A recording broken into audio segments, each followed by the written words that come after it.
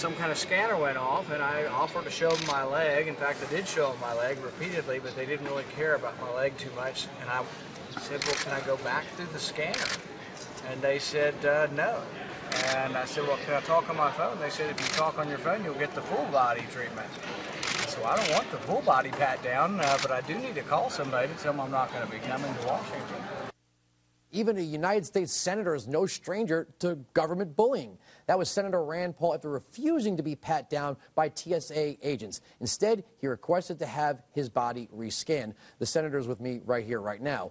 You should have been more like Cynthia McKinney, just said, do you know who I am, and barged through like with the Capitol Police. Well, one of the funniest things is they released a statement saying that I was irate. And then somebody else released the footage of me in my detention, sitting there on my phone, pushing buttons. Please, and that was me being irate. And then they said I wasn't detained. And I said, well, they told me I couldn't leave. I kind of thought that meant I was being detained. But really, it was all about me just asking very reasonably, could I walk back through the scanner? But what I learned from all of this is the scanner is there for submission, but it's also there to do random screenings. Because about an hour and a half later, they finally did say, oh, well, why don't you just walk through the scanner again? I said, that's all I've been asking for. So I walk through and it doesn't go off. And I'm like, why didn't it go off this time? And they said, well, because it's selecting you for random screenings. And it's like, so I do everything right. I take my shoes off, my belt off, my wallet out, everything out of my pockets, and you're still going to select me for random screenings? I don't think that makes me any safer. I would rather know somebody to ask, have you been to Yemen? Or to look at my travel pattern and say, you've been to Yemen 3 times in the last month. Why are you going there?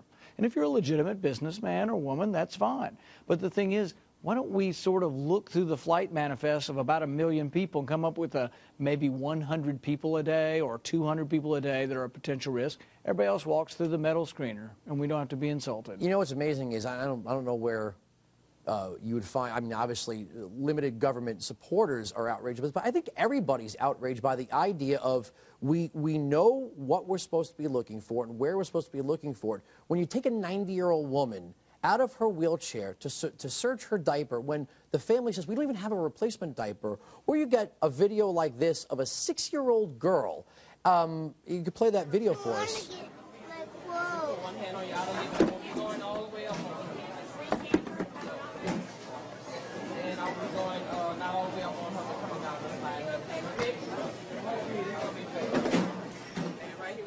That's bullying. That's bullying.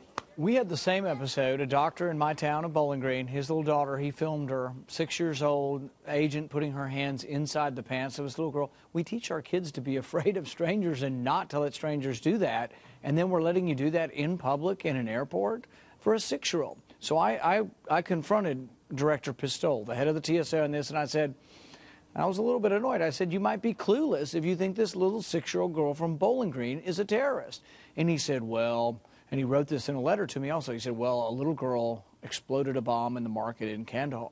And I said, well, she's not from Kandahar, and she's not in a marketplace in Kandahar. Isn't there a difference? Just because they're the same age doesn't mean they have anything in common. They were taking the diapers off of 8-month-olds, 90-year-olds and 8-month-olds, until recently, until they're finally shamed into changing their policy. But they do the wrong thing for years till they're shamed. We're doing random pat-downs. We're no safer because of it, but we're insulted by it. I want to know, see, there are 80,000 students here from the Middle East, and I think it's good that they're visiting our country. I hope they come here and learn Western ways and learn to love America the way we do. But I do want to know where they are. One reason I want to know is because the 19 hijackers, they were from the Middle East. They were visiting here on student visas. There are certain rules we should have and some restrictions and some extra precautions for people who visit us. I want to know when they're on a plane or a bus or a train, but I really don't care about the 6-year-old girl. I mean, I'm for some security at the airport, but we've gone overboard where we insult everyone, and really, it's just one thing after another. I just don't know when it'll stop.